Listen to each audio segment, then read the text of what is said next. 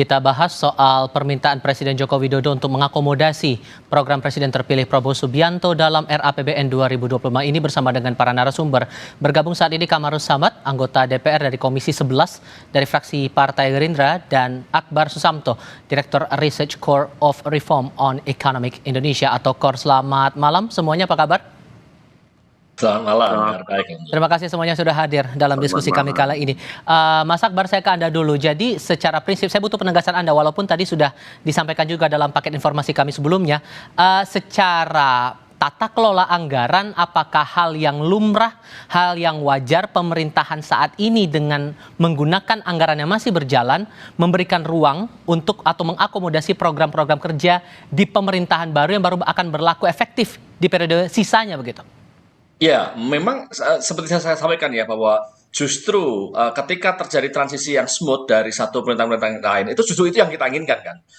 Bahwa di sebuah negara demokrasi yang sudah mapan gitu ya, ketika kemudian rakyat sudah membuat pilihan siapapun presidennya, maka presiden itu harus bisa bekerja sama dengan presiden sebelumnya untuk melakukan transisi secara baik gitu ya. Dan dalam hal ini gitu ya, saya kira permintaan Pak Jokowi sebagai presiden yang sekarang untuk bisa mengakomodir program-program presiden terpilih ke depan, ya saya kira itu sangat masuk akal dan wajar gitu, dan memang mungkin malah seharusnya begitu gitu ya. Tidak kemudian malah sebaliknya gitu. Yang penting tadi itu saya katakan bahwa ini harus dipastikan bahwa proses mengakomodir tadi itu sepenuhnya untuk kepentingan masyarakat, kepentingan bangsa gitu. Tapi kalau kemudian melihat dari anggaran yang karena logikanya begini Mas, APBN 2024 yang berjalan saat ini pasti diatur, disusun untuk menjalankan pemerintahan yang berlaku saat ini. Dengan Betul. Memberikan ruang untuk mengakomodasi program justru baru berlaku efektif di tahun depan, di anggaran tahun ini, apakah ada efek sampingnya dalam tanda kutip?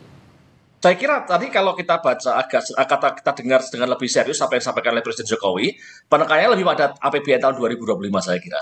Jadi APBN 2025 kan sekarang memang RAPBN ya sedang dibahas kan di DPR gitu ya, dan akan melewati tahapan-tahapan sampai nanti kurang lebih finalnya sekitar bulan November gitu ya, akhir Oktober masuk bulan November gitu. Jadi saya kira di dalam tahapan-tahapan yang sekarang ini nanti ada banyak diskusi antara DPR dengan pemerintah gitu. Saya kira sangat wajar gitu. Memang sedang disusun itu untuk 2025 gitu. Jadi kalau untuk 2025 nggak masalah, memang prosesnya seperti itu gitu. Dan sementara untuk tahun 2024 memang harus perlu lebih hati-hati karena 2024 ini APBN sudah diketok begitu ya, dan di situ sudah ada alokasinya, terus saja dulu ada prioritas-prioritasnya dan seterusnya begitu, sehingga ya nggak bisa kemudian dengan mudah digeser-geser gitu. Dan saya kira nggak akan ke sana larinya gitu.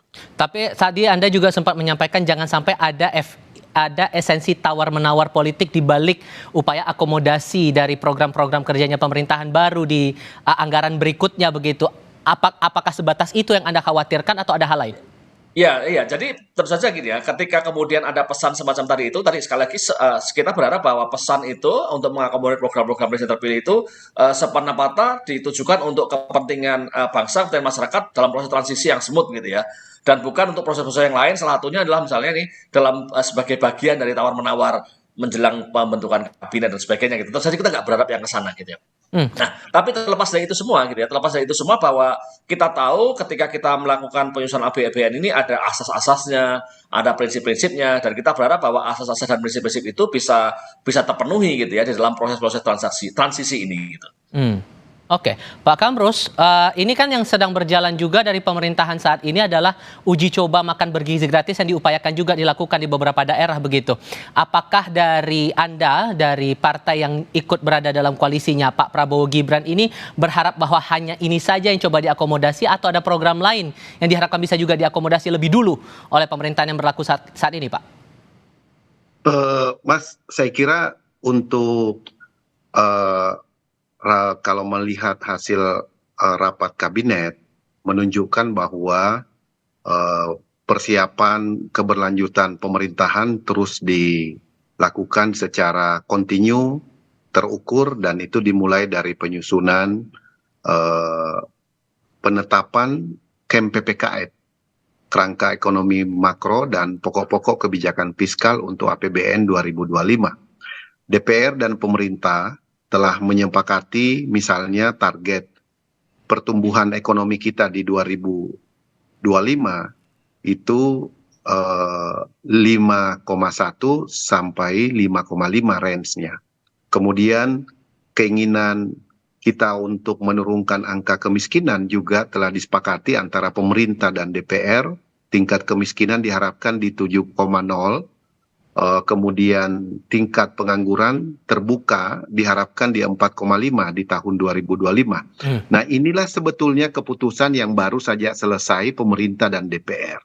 Ini yang perlu kemudian diterjemahkan dalam bentuk sinkronisasi nota keuangan yang akan dibacakan oleh Presiden pada tanggal 16 Agustus nantinya, Mas. Saat sidang tahunan Jadi, ya?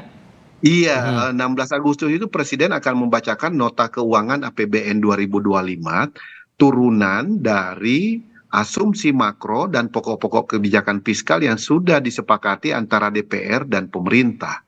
Nah, disitulah nanti kita bisa bedah lebih detail lagi setelah kita mendengarkan pidato Presiden, pidato pengantar RAPBN-nya. Nah, dari situ akan kelihatan nomenklatur kebijakan, program, dan anggaran, termasuk KPI yang ditentukan setiap program yang akan dilaksanakan. Jadi akan kelihatan nantinya di dalam nota keuangan alokasi anggarannya dan seterusnya arah kebijakannya. Ini begitu sebetulnya yang harus ini yang sedang dikerja keras, kerjasama sinergi antara pemerintah dan DPR tentang hal ini.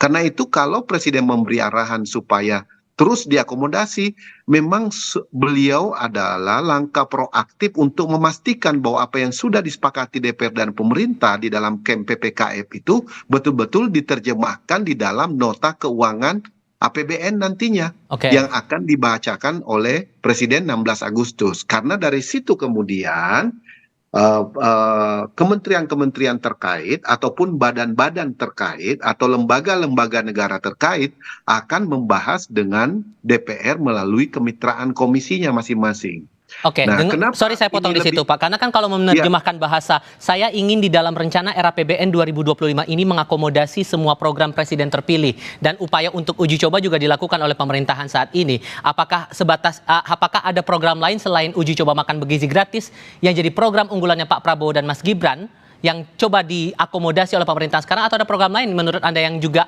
harusnya bisa diprioritaskan juga begitu? Iya, salah satunya program yang menjadi perhatian kalau kita lihat Prabowo Gibran itu adalah pendidikan yang berkualitas. Akan dirancang satu sekolah-sekolah percontohan yang kualitasnya benar-benar standar internasional, tapi itu rancangan dari government, dari pemerintah, mulai dari sekolah dasar sampai sekolah menengah. Itu tentu yang masuk dalam review. Kemudian di bidang kesehatan juga demikian. Karena salah satu tantangan kita selain masalah stunting itu adalah penyakit TBC yang cukup tinggi di Indonesia. Jadi itu juga tentu menjadi perhatian di bidang kesehatan, dan tentu yang lebih utama adalah kualitas pelayanan kesehatan, bagaimana mengupgrade puskesmas di seluruh kecamatan yang ada di daerah-daerah yang selama ini baru terupgrade di beberapa provinsi utama, belum terupdate secara menyeluruh. Kemudian ada program yang berkaitan dengan peningkatan kapasitas SDM, misalnya pengelolaan birokrasi untuk menuntaskan reformasi birokrasi. Kemudian Pak Jokowi juga memberi pengarahan, kalau kita dengar di media, untuk peningkatan penerimaan negara. Nah, ini semuanya bagian daripada kompilasi program yang sebetulnya program Prabowo Gibran itu juga berasal dari RPJMN yang ada kemarin, kemudian capaian yang sudah di RPJP, RPJMN dan RPJP yang sudah dicapai dalam 5 tahun ini, dan apa yang belum dicapai akan dilanjutkan, dan apa yang perlu diprogramkan kembali itu yang kemudian dibuat dalam program Prabowo Gibran waktu pemilu kemarin. Jadi sumbernya itu jelas, sumbernya berasal dari RPJMN dan RPJP serta hasil evaluasi dan analisis secara menyeluruh dalam rangka keberlanjutan pembangunan nasional kita. Kalau Begitu. menangkap pernyataan dari Pak Presiden ini, Mas Kambrus, Anda merasa bahwa ada upaya dari sampai keluar perintah bahwa tolong prioritaskan semua program pemerintahan ke depan untuk di RAPBN 2025. Apakah Anda merasa ada upaya resisten begitu perlawanan di kabinetnya Jokowi saat ini agar program-programnya Pak Prabowo ini tidak berjalan di RAPBN berikutnya? Justru sebaliknya, menurut saya Pak Jokowi menegaskan itu karena sudah melakukan langkah-langkah yang sangat efektif dalam sinkronisasi, ya, sinkronisasi penyusunan RAPBN 2025 melalui tim sinkronisasi, bahkan sudah memberi ruang mengangkat menjadi satu wakil menteri dalam rangka mempercepat sinkronisasi RAPBN 2025. Justru hampir semuanya sudah yang disampaikan beliau itu adalah penegasan bahwa ini sudah berjalan. Sehingga tinggal memastikan penyusunan nota keuangan itu betul-betul tergambarkan apa yang sudah dilakukan 3 bulan terakhir ini. Ini kan sudah 3 bulan. Kita membahas KMPPKF itu sejak April di DPR. Ya, jadi sudah 3 bulan nih sinkronisasinya ini. Nah, kita untuk menetapkan target pertumbuhan ekonomi 2025 kan kita mesti melakukan evaluasi di 2023, 2024. Kita lihat kemungkinannya dan kemudian ke otoritas moneter, otoritas fiskal, kemudian kebijakan mana yang perlu direview, lalu kemudian kemampuan tingkat resiliensi ekonomi kita, daya beli masyarakat, lalu kemudian menyangkut nilai tukar petani, nilai tukar nelayan. Ini kan semuanya benar-benar dievaluasi secara menyeluruh. Jadi bukan karena aspek politik, karena benar-benar ingin memastikan bahwa 2025 apa yang sudah ditetapkan pemerintah dan DPR itu bisa efektif dilaksanakan secepat-cepatnya. Kira-kira begitu, yaitu pada kuartal pertama tahun 2025. Begitu. Oke. Mas Akbar, dengan banyak tantangan ekonomi yang dihadapi belakangan ini, ditambah masih ada proyek besar juga yang harus dituntaskan oleh pemerintah pusat, terutama IKN, ruang fiskal kita juga bisa dibilang cukup terbatas dengan itu. Apa yang harus jadi catatan penting di sini kalau betul kemudian pemerintah berupaya mengakomodasi program itu di RAPBN tahun depan? Ya, jadi kondisi keuangan pemerintah ini memang tidak ideal ya, memang susah ya untuk mencapai yang ideal, tapi tidak ideal gitu. Dan itu akan menjadi tantangan tersendiri untuk pemerintah baru ke depan melaksanakan program-programnya yang mungkin sebagian cukup ambisius gitu ya. Di samping juga mungkin melanjutkan beberapa program peninggalan dari presiden yang sekarang gitu ya. Nah, jadi tantangannya itu misalnya begini, tantangannya adalah bahwa misalnya sampai dengan sekarang saja realisasi penerimaan APBN kita tahun 2024 juga masih relatif turun, kecil gitu ya, di mana kemudian di situ kita berharapnya penerimaan terbesar pemerintah dalam APBN itu kan dari pajak. Nah, yang terjadi tahun 2024 saja malah kemudian agak turun nih. Sampai sekarang ini terutama PPh Badan malah turun. Dan mungkin tahun 2025 kita masih sulit berharap. Rasanya tahun 2025 masih sulit berharap bahwa pada tahun depan itu langsung ada keajaiban kemudian penerimaan perpajakan kita bisa naik drastis gitu. Apalagi dengan melihat potret sekarang 2024 saja ada yang bahkan malah pertumbuhannya negatif gitu, PPh Badan gitu. Jadi masih sulit berharap untuk ada peningkatan drastis dalam penerimaan pendapatan negara. Sementara sisi lain itu ada begitu banyak harapan, ada begitu banyak keinginan untuk melaksanakan program-program baik yang program baru yang memang sudah disampaikan oleh timnya Pak Prabowo maupun program lama yang kemudian harus dilanjutkan gitu. Itu tantangan besar ya, Mas Akbar dari KOR. Terima kasih, Pak Kamrus Samad dari DPR juga terima kasih sudah hadir dalam diskusi kami kali ini. Selamat malam semuanya. Selamat malam. Selamat malam.